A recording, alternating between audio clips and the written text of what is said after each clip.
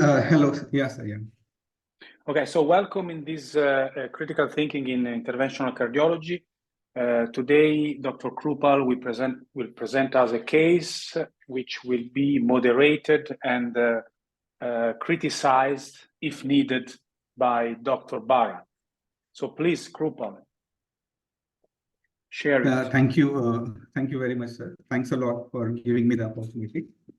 So I am Dr. Krupal. I am working in UAE, Sharjah and Dubai since last 2 years. So before 2 years, I was working in Mumbai, India. Then last 2 years, I moved here. So my cases, I'm going to present two cases, and my cases are not very complex because we don't generally get very complex cases, but they are like kind of a moderately complex cases. Okay. Shall I start? Yes, please, Krupal.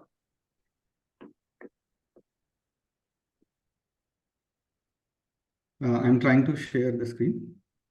Yeah, I think you are allowed to do that. Just click on the green button. Yeah. What mountain is this? Yeah. Yeah. Sir. So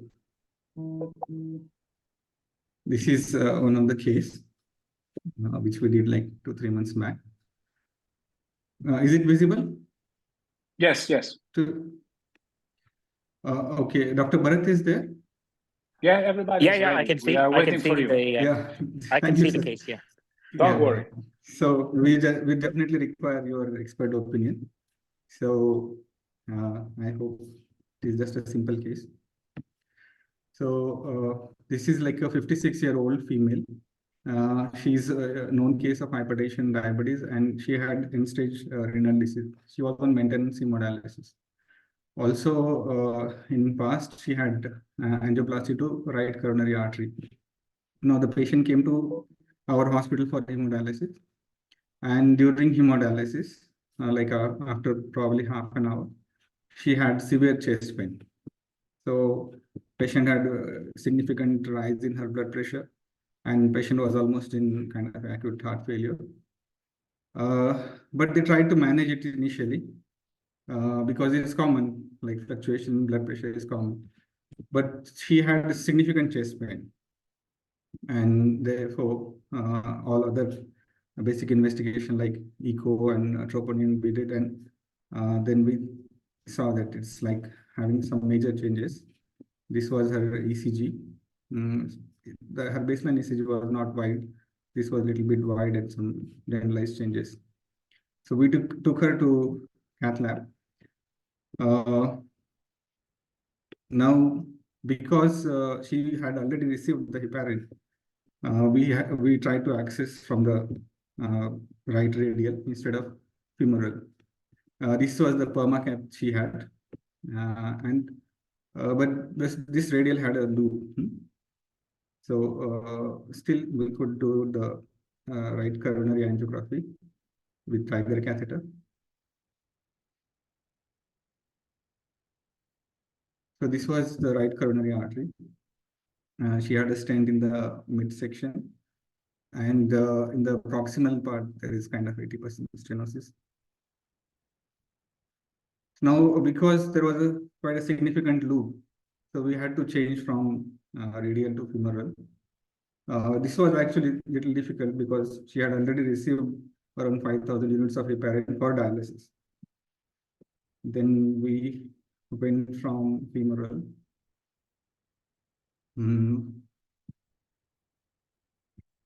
So this was her, like she had like completely, this aorta is calcified, mitral annulus is calcified, lead is calcified. And this was her left coronary. Circumflex is kind of a very non-dominant diffuse disease. Ramus was a good size vessel. This was like a PA cranial view. And as you can see, there is a kind of a haziness in the like distal left main and ostial LED. So initially I thought this is a thrombus or what, but we took some different views. And it was actually a very calcified and fibrotic kind of ostial LED lesion. The patient had severe, she patient was on dialysis, so her creatinine was around like 8 or 9. So Krupal, why do you say that it was a highly calcified ostial LED now at this stage? Actually, we took some more views. I have it or I don't know, but it was actually a calcium and not a thrombus. Yeah, but my question is, how can you say that without doing imaging? Because you said that clinically, and from this view, you said that it seemed a thrombus to you. And then you change your mind and you said now it's calcium. But how can you say that? Actually, we took some more angle views, and it was like very severe ostial LED disease. Yeah, it's severe. I think that's a very good point.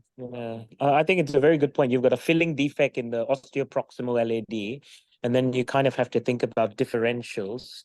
Thrombus being, in someone who's presenting with acute chest pain, some ECG changes, you would think thrombus would be, high up there on your differentials. Did you do a custom tool or, sort of a higher fluoroscopy sort of cine by any chance? Sometimes that's very good. You can, see calcium a bit clearer. We actually had taken some of the more views, but I don't have it right now here. But in different views, it was clear that it was not, at least not a, like thrombus will be very obvious. Like it was showing that haziness, but it was mainly probably it was could be a kind of calcium chunk or a nodule. Yeah, because you can get eruptive calcium nodules that you can get superimposed thrombus on. Yeah. And in this situation, that might be the most likely cause. So it could be a combination of both thrombus and calcium, actually. Yes, it was quite at an angle, like it was at a 90 degrees angle. So what did you do now after this?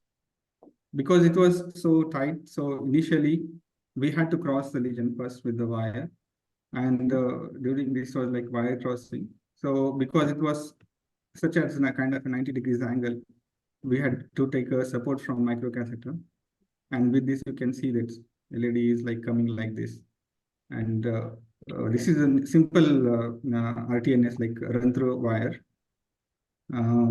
So we cross that lesion kind of.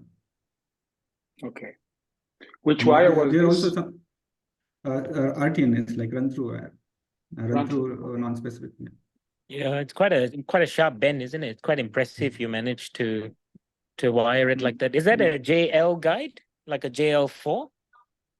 Yeah, this was femoral JL4 guide. Yeah, and this was and also support from microcatheter. And a 6 French system. It was 7 French. 7 French. Okay. Then this was like we crossed through it.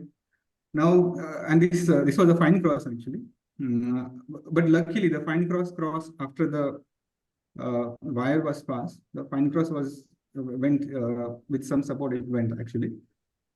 So there was no need of pre-dilate the lesion, like to cross the fine cross. Like fine cross went through the stenotic lesion. Yeah, but so far I've not understood which was your strategy. So please tell us step by step.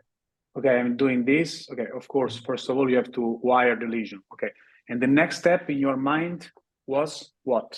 Yeah, the next step was to rotablate actually. Because I could feel, and it was so stiff and quite tight lesion, and means what else, like because it was ostial disease and difficult to cross, probably balloon and all will take a lot of time. Like, so did you try passing the IVIS, or by any chance? Yeah, did you try? Yeah. And you So couldn't pass the IVIS, is it? Yeah.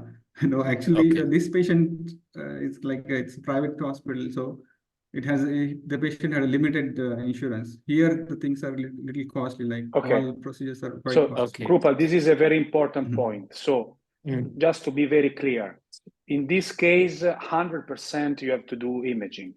Of course, sometimes it may happen, like for the reason you said, that it's not possible because there is an economical constraint, so you couldn't do imaging. But from the teaching point of view, this is a clear case where I admit I cannot say it's thrombus or it's calcium for sure. So I would say we have to be sure, because the treatment is different. Because if you have a thrombus there, you may decide to go with thrombus aspiration. If you have calcium, yeah, rota is a good choice.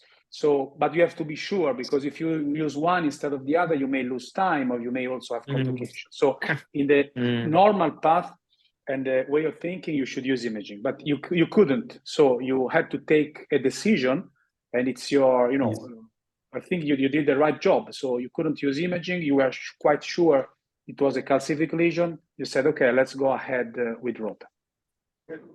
Yeah. So this way, like this, we exchange this wire, this RTNS wire with the rota floppy wire. Okay. Over the microcatheter.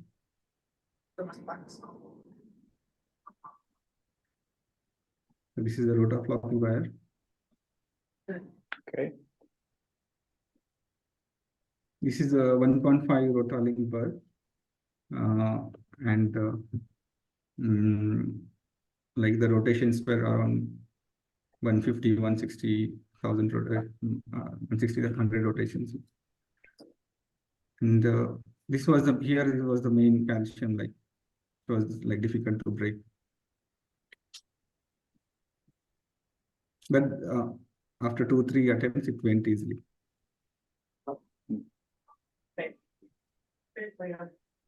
Then this was like a polishing run. One more run we did. Okay. So yeah, one of the added benefits of doing imaging prior is that you can actually see the wire bias as well. So I think, so if it's a nodule or something like that, then whether your 1.5 will actually touch the nodule, particularly if the wire bias is kind of away from the nodule. This one, was it sort of, do you think it was on both sides, the calcium? I can't really see from the angiogram. Or do you think it was nodular calcium? Because the initial angiogram you showed, maybe I thought looked more kind of nodular and eccentric calcium. After angio, like after rota, it was like very, the flow was little better, like, and it was looking that haziness was gone. Very nice. Okay. So which was your thinking now?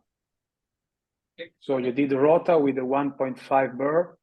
You had an improvement in the angiographic performance, no complications. So now further was to see whether the circumflex or ramus is the big size or not, or just to protect it or not. And I was thinking to go from left main to LAD. Like a so you thought provisional that you thought that you had achieved a good lesion preparation. Yes, yes. And did you do any ballooning after the rota with the NC balloon or cutting or scoring? I think we did. This is just immediately after the rota, yeah, is it? it's immediately Yeah. after. Okay. I think we did balloon. Okay, no, please go ahead. Go ahead, Yeah. and we can comment later. Oh my God, the wire is a little bit. Oh yeah, darker. This actually I was exchanging the wire, so it went a little bit into that. So like this floppy wire was exchanged with the RTNS wire again, and we took out the this microcatheter with the help of this trapper balloon. Now one wire is through we placed. Yeah, we did ballooning actually. After the rota ablation, we did balloon with 2x20 emerged balloon and one wire into the ramus. 2x20 ml. Okay. So like so the image is a compliant balloon, right? It's a compliant balloon. Yeah. Okay. Compliant balloon.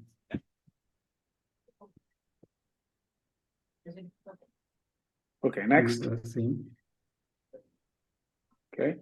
This was like after balloon dilation.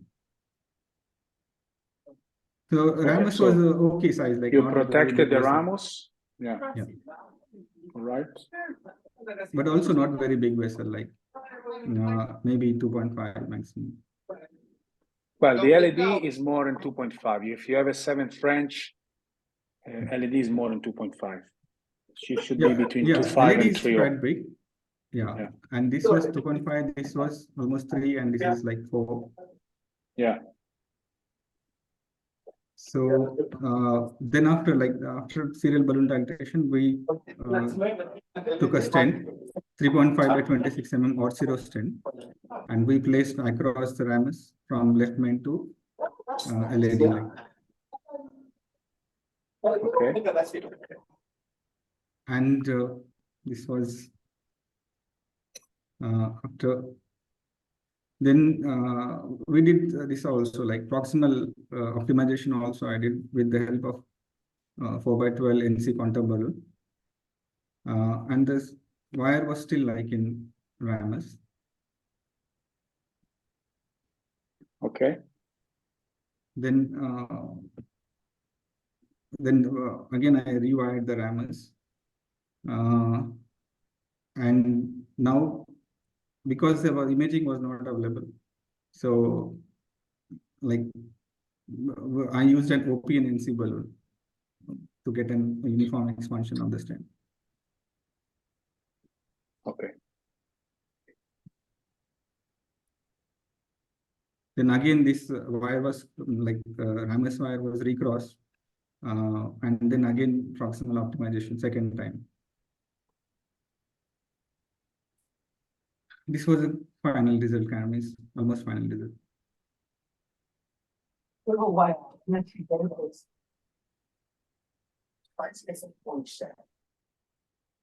Okay. It was in cranial view.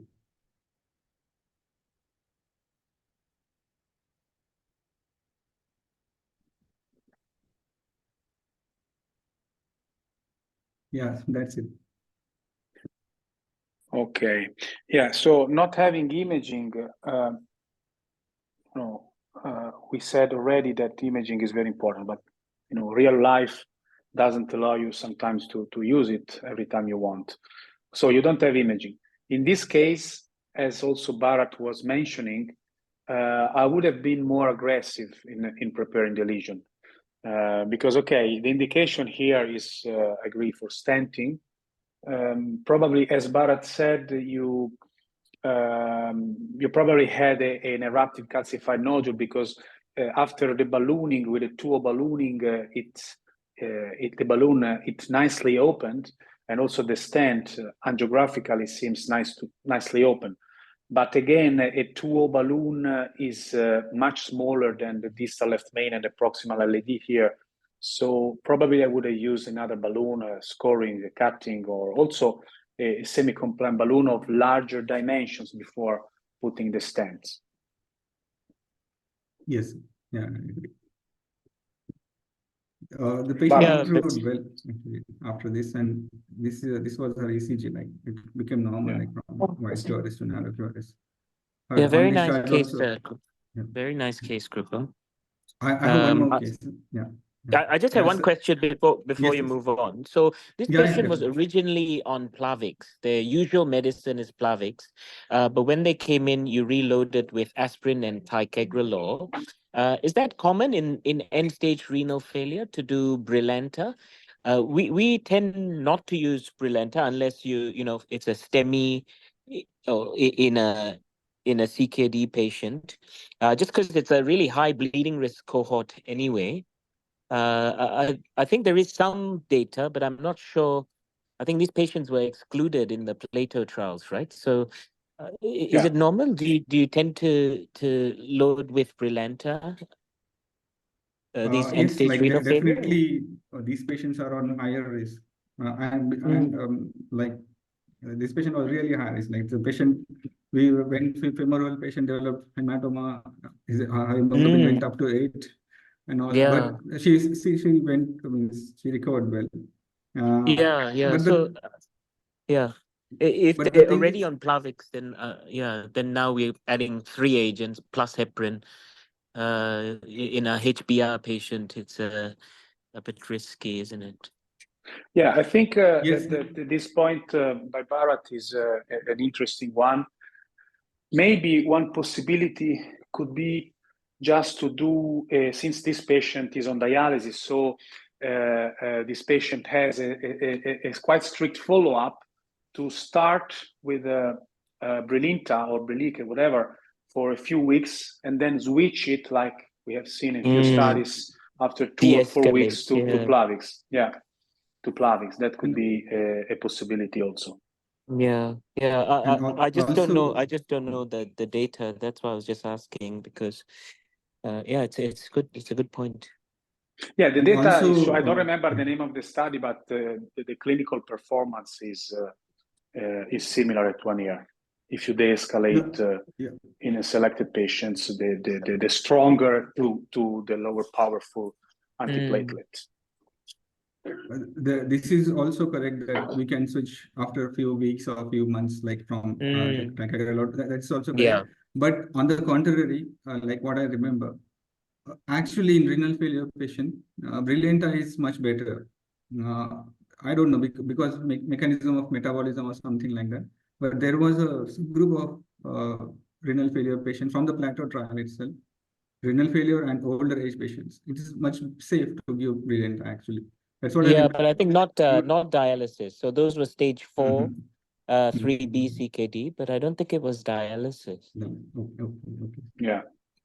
I'm not sure. I can't remember, but I remember we were talking about this before. So yeah, but otherwise, I think you did it very nicely. You wired it with your workhorse wire, then you used the microcatheter to exchange for the rotor wire, which was nice.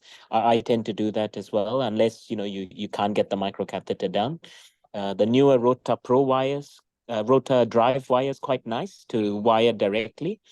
Was that the wire you were using, the Rota Drive wire? It was Rota Pro Link actually. Rota Okay. Pro wire, like Yeah, so the newer wires are quite nice. You know they have an Asahi a tip, and you can actually it almost feels like you're wiring with your workhorse. So it's actually quite a nice wire if you cannot cross with the microcatheter. But you did so nicely. So congratulations. Thank you. This was like a Rota Pro, which is already preloaded one, but it has a foot pedal, like not the one. The new ones are coming in the hand itself, like all the actions in the hand. Like the Dynaglide is also through the hand button, like, but it had a foot pedal. This one. Yeah. Thank you. Thank you, sir.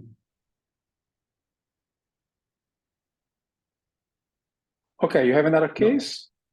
Yeah, like these are short cases, so I thought, and in this case we did the IOS, so because that case we can do. Lucky you, lucky patient. Very nice.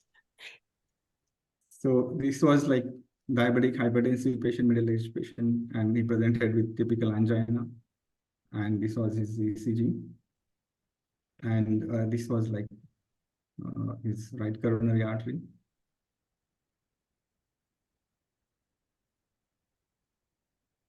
Dominant normal coronary, and this was the left, like, so severe left main disease, like. Wow. And also, how old was like, this patient? Sorry. 52-year-old. Symptoms. 52, and symptoms. He actually he came to like medicine OPD for almost 3-4 times with epigastric pain. And they just treated him, and he went back, and one day he landed up in ER with very severe pains. Incredible. And he's diabetic, like, and he was on statins. His LDL was maybe around 120 something, not very high. Okay. It's high, definitely, but not very high. Okay. So this was like severe left main plus LAD also, like almost proximal LAD. And just his hemodynamics at this time completely normal. He's like a elective outpatient. Yeah. Fortunately, he was not most likely because his RCA was super dominant, so he was stable. Like, and So, which was your radium. thinking? What did you after these two shots? What did you decide to do? Which was your program? Yeah, means definitely.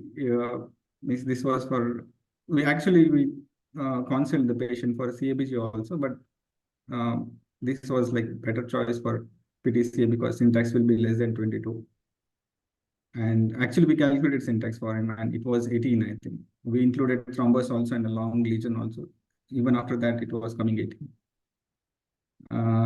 And definitely, this was like because left main disease or image guided PTCA for left main plus LED. That was the thinking. Okay. So cabbage no, and then no, like PTCA. We counseled him for CABG and they refused actually. Refuse. Okay. So, which was your plan? So now, like, I will explain, Dr. Bharat, if you want anything like which guiding and which would be best. Like, no. Okay, but before going directly to the technical part, you are facing a very cheap, high-risk patient, a young one. Okay, so in this patient, you have to understand if he or she, I think is a male, is stable or not, because you have to take a very tough decision here. Mortality in this intervention can be quite high. So you have also to, if the patient is stable, to discuss with the relatives of this patient. This is one important point, in my opinion, but that you may consider. And the other thing is that you may consider to use some hemodynamic support in this type of PCI, because the RCA was big, but while you balloon this left main, you can encounter, an important hemodynamic drop. So you should consider all of these options. Then you decide for one thing or the other. But in your mind, in my opinion, you should consider all that. Yes. Yeah, it's a very good point. I think looking at this angiogram, those are the things that will be going through my head. I'd probably ask the fellow or someone to do a bedside echo just to know what the LVEF is. I would think about, mechanical support, whether it's balloon pump or impeller. No reflow here, the patient might not recover, even though the RCA is quite dominant and large. Then technically, this is you need a guide that's not going to dig too deep. You need some wires. You probably want to create a little bit of space. Whether you can image pre would depend on what happens after you wire. I think if you drop your flow, then you kind of just have to work with it and kind of maybe balloon and see if you reestablish flow. Patient is an elective patient, so I'll be thinking about antiplatelets as well at this time. Are they on aspirin? Do you need a second antiplatelet? Do you give cangrelor? Do you give 2B3A if you're going to do this? So quite a few things to think about. Yes. All points completely agree. And we were thinking about the mechanical support. We had IBP like standby, but luckily this patient was quite stable actually.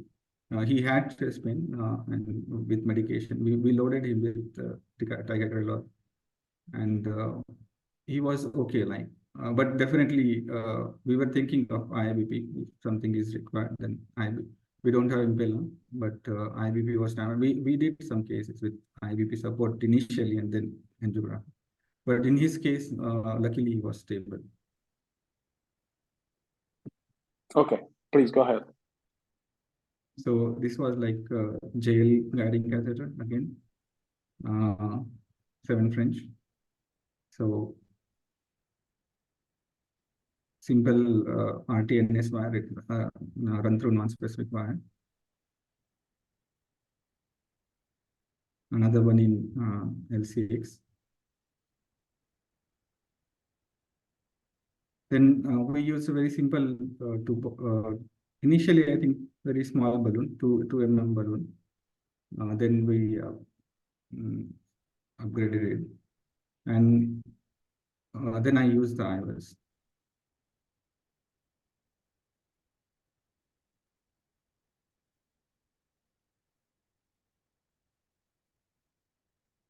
This was the IOS image,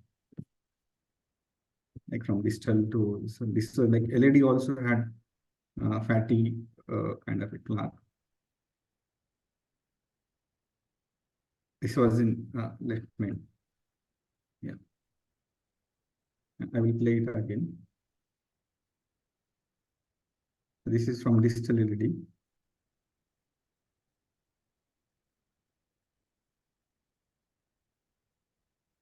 This, sorry.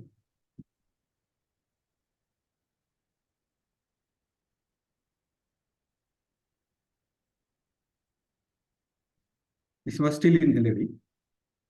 And after the kind of a LED plaque, there was a calcium, like, but like very, what do you, it's like 180-degree calcium, but it was not, this is still LED.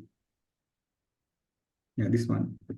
This one was the calcium, just at the ostium of the LED probably, but good lumen size. And it was not like probably a very superficial thin calcium. Difficult to say. And this was left main. Yeah. After that, there was circumflex, and then this is the left main. Yeah, left main is not calcific. There it's a soft plaque. It was all fibrotic lesion. But there was a calcium in this was. I will play one more time. I don't know, Yeah, there but are there some was a spots calcium. of where? At the In the ostium of LED, the LED, like. Yeah, in the LED, yes, but not in the left main. But the LED, Yeah. the ostium of the LED angiographically had a good lumen also at the iris. There was a lesion distally, more distally, with a negative like remodeling. Circumflex, yeah. This was circumflex, and this is in left main. So now, then after we took a scoring balloon also in this patient. Good choice. 3/13 mm scoring balloon, because actually the 12 mm balloon was slipping. Normal balloon, emerged balloon was slipping out. So the scoring balloon. This was after scoring balloon. Now it looked very fibrotic in the left main, eh? So scoring was probably a good choice, I think. Yeah. And you didn't cross into the LED with the scoring. You just did the left main portion, is it? Yes, I did only left main. Yeah, actually I didn't cross into LED. Then further, like Dr. Bharat, can you, like, what do you will do, like a single stent from LED to left main or two different stents? Yeah, I think you've got disease that extends all the way to the distal left main, and it looks like there is a plaque extending into the ostial LAD. We know that the right is very big and dominant, and the circ is, it's not small, but I think crossing over is not going to do much harm. The angles are very wide, and I think if you can get a good distal landing zone in the proximal LAD, I would stent all the way back to the ostial left main, do a nice pot, and then reassess the ostium of the circumflex. Yeah, let me comment on this. So from the cranial view, we have seen that there is angiographically a spared part in the proximal LAD, and then disease, which was also confirmed by the IVUS in the mid part of the LAD. So this thing would end up in a very long stent, so probably maybe more than one stenting, also according to the vessel size. So here, being a little bit provocative, I think that one possibility could be to decide for going for a DCB in the LAD, and then a single stent in the left main, just a short one, big one, a short one. Of course, IVUS would be very important also after lesion preparation, before implantation of the stent, to see if the size and to see if there is space to put it. But I would consider this possibility. Yes, yeah, very good point.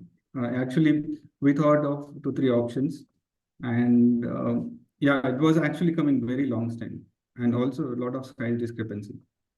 So generally here, actually, we are with the DCB, we need to have some very strong indication, because they sometimes we have to provide guidelines, like, so DCB general use is very less media, except for small vessel or distal vessel.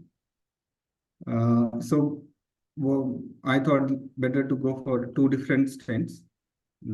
One for left main, like only for shaft, So left a main third shaft. option. Third Yeah. option. Sure. Oh, right. Okay. This is yeah, this is nice. So this was like 4 by 15 mm Zeiss stent, and another for LED.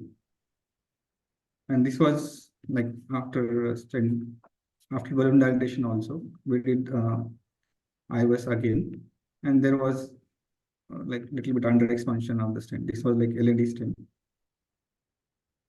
Which Not was very the size expanded of the well. stent? This was on the Uh, under expanded. Which was the size of the stent? Yeah, this was sorry, I don't remember now. I think it was a 2.5. But yes, in the more proximal part, it was clearly under expanded. It Or was at least 275 by 28. 275 by 28. 2.75, yeah. But in the proximal part, you had to, yeah, to expand it better. This was in LED. This was not Yeah. expanded well. We did post dilatation, and now this is calcium is there, and then after this. But you did a stent good will thing start. because you spared the calcium. So that calcific Yes. part, which was almost Yes. 180, wasn't treated, wasn't stented, and that was a good idea, I think. Yeah, very nice. You sort of treated the areas that are important, and then skip the calcified area that would have been quite, I think, under expanded and eccentric if you had stented it. So very nice. And you at this stage you post dilated further the left the LED stent, I think, huh? Yes. So we post dilated both LED and Okay. left main both. The LED images I didn't keep it, but this was like Okay. post dilation of the left main also, and this was like final result.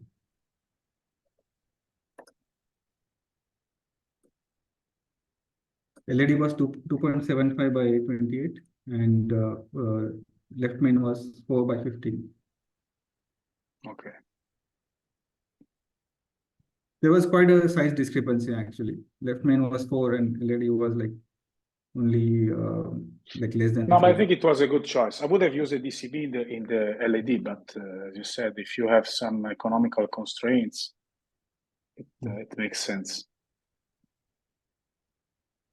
And also, Very you also nice spare final result. Yeah. Yeah, you also spared the bifurcation with the circ, Yes, so you yes. didn't have to manage that. So that's another advantage. Yeah, and the other thing is that you also spared that big septal branch, which is an important one. Not occluded. If it was occluded, if it got occluded, it could have led to a big MI, periprocedural MI. So look at those. Look at the other septal branches, how they are jailed by the stent. So that's another advantage of this strategy. Yeah, nice case. Yes, so thanks. Bharat, do you have any final remark? No, I think it was a very nice demonstration that you don't always have to put contiguous stents. I think DCB is going to allow us to change that. You can shorten the amount of stents you use, and then treat overlapping areas with DCB. But this was a very nice demonstration of how you can, you had very good MLA at the area with calcium, and you could afford to leave that. And I think he got a very nice result like that. Yeah. And we calculated the MLA. For the LED, it was 9, and for left main, it was 9.2, like millimeter square. So Okay. it was good lumen expansion. Before it was 2.6 and 4.3.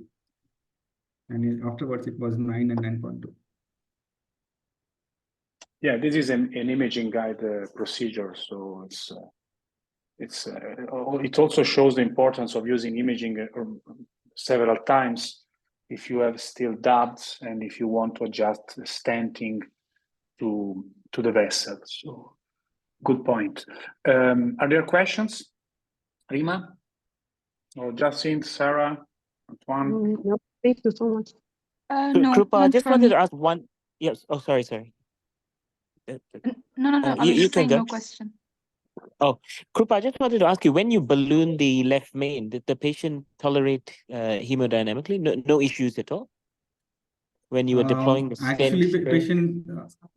So what happened? Yeah, in this case, actually, balloon dilatation of left main with 2 mm balloon, 2.5 mm balloon was okay. But when I was balloon dilating the LAD, patient was very symptomatic. So probably the culprit okay. was maybe left LAD one. So that's Right. why I stented the left main first and then LAD, because if I had stented the LAD and he had some hemodynamic some problem, then again doing left main would be difficult. Great. So Thank you. we put the left main stent first, and then like in the reverse we do LAD later. Okay, so I have a proposal, and I would like to have your opinion on that, to interchange the critical thinking cases with some cases to some critical thinking about topics, because this was actually the first understanding that I had for this type of sessions, which is there is a hot topic in interventional cardiology or in cardiology also that we need to discuss. There is not a clear view because some studies are lacking or some studies are one against the other.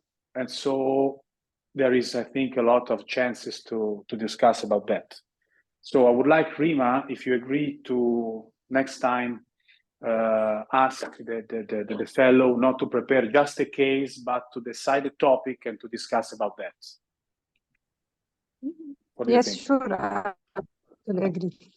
Maybe more practical issue if you want, like use of antiplatelets, how to like this case, how to manage with antiplatelet therapy.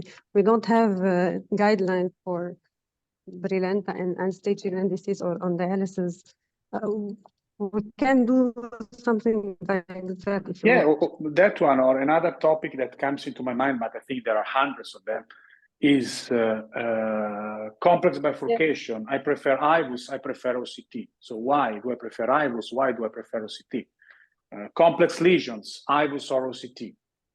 But there are many, many things. So you can think, Rima, at some topics and then propose them to the fellows.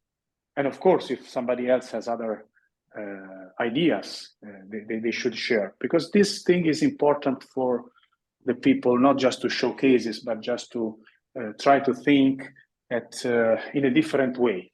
Okay, not that, okay, I go to a big meeting, I listen for Illumin 4, that's the only way of thinking, that's it. No, we should always have doubts, because with doubts, we increase our knowledge and we increase the quality of the care for our patients. Yeah, very interesting, actually. Thank you.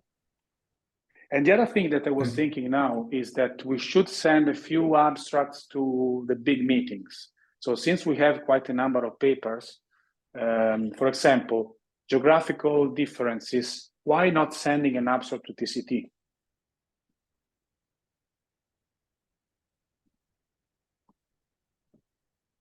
Hello? Yes, Yeah, Dr. that would be very nice. Yes, Antoine is here. Yes, a good idea. Yeah, okay, so that we should do that. And also Even for like, the other papers that we have not published so far, we can send them to TCT as well.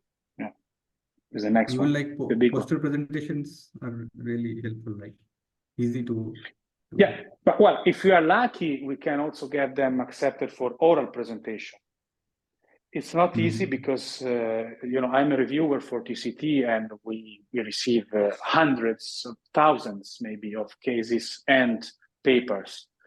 And in the last few years, the directors decided to convert more to oral presentations to cases instead of abstract.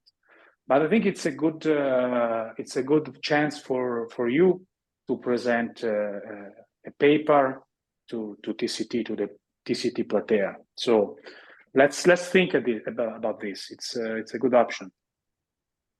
Yes. All right. Yes, So perfect. thank you, Krupal, for these nice cases that stimulated a lot of discussion. Thank you, Bharat,